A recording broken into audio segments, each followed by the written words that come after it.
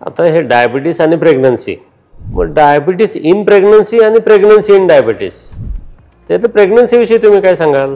प्रेग्नन्सीमध्ये diabetes होऊ शकतो, त्यासाठी आपल्याला हेच काळजी घेणं आवश्यक आहे की आहारातली साखर बंद करणे, पिष्टमय पदार्थ बंद करणे आणि जास्तीत जास्त प्रथिनं वापरलं की नक्कीच डायबिटीस होणार नाही याची काळजी घेता येईल.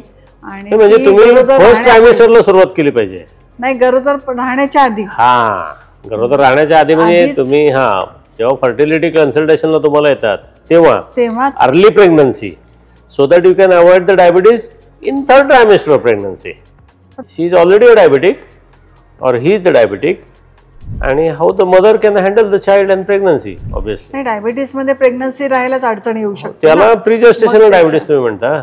मग प्रीजेस्टेशनल डायबिटीस म्हणजे conception should happen with normal blood sugar level, म्हणजे HbA1c less than 5.7 is the ideal situation where you should allow, म्हणजे ज्याला फॅमिली प्लॅनिंग आपण म्हणतो ते तिथे सुरू झालं पाहिजे.